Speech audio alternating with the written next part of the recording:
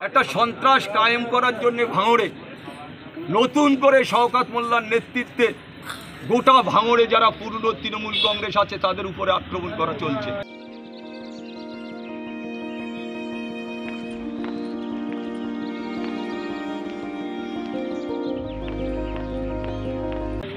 আমি শুধু দিদির কাছে হাত জোড় করে অনুরোধ রাখবো যে আমরা কোন পথে যাব, এর বিচার আমরা চাই। আমার নিজের ভাইয়ের মতো আমি তারে ভালোবাসি। তার গাড়ি ভাঙা হয়েছে, তাকে মেরে দেওয়ারও ষড়যন্ত্র হয়েছিল, কোনো রকমভাবে সে প্রাণে বাঁচে।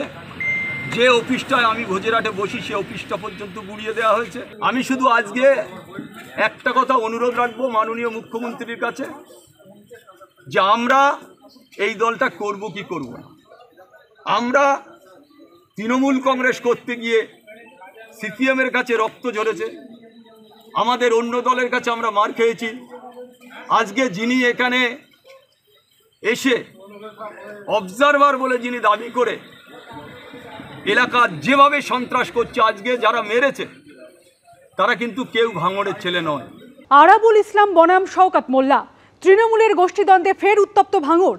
ভোজেরহাটে আরাবুলের অফিসে হামলার অভিযোগ উঠল শওকতের অনুগামীদের বিরুদ্ধে। ভাঙচুর করা হয় আরাবুল ঘনিষ্ঠ আলবাবু মোল্লার গাড়ি।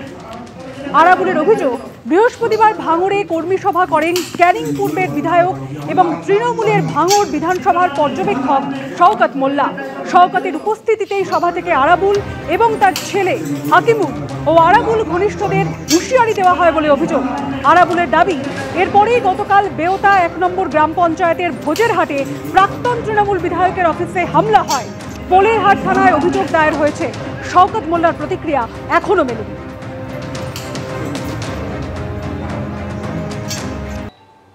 তিলোত্তমাদের গল্প নিয়ে ফিল্ম, দলের রোষে টিএমসিপির 2 হেভিওয়েট।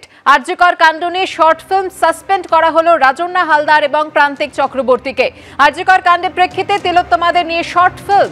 যাদবপুর ডায়মন্ড হারবার টিএমসিপির সহ সভানেত্রী রাজন্না হালদারকে সাসপেন্ড করা হয়েছে।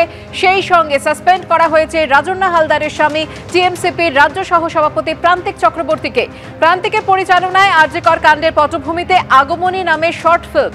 প্রান্তিকের পরিচালনায় আগমনের শর্ট ফিল্মে অভিনেত্রী রাজন্না হালদার মহালয়ার শর্ট ফিল্ম। এই শর্ট ফিল্মটি মুক্তি পাবে। তার আগেই সংগঠন থেকে সাসপেন্ড করা হয়েছে রাজন্না এবং প্রান্তিককে।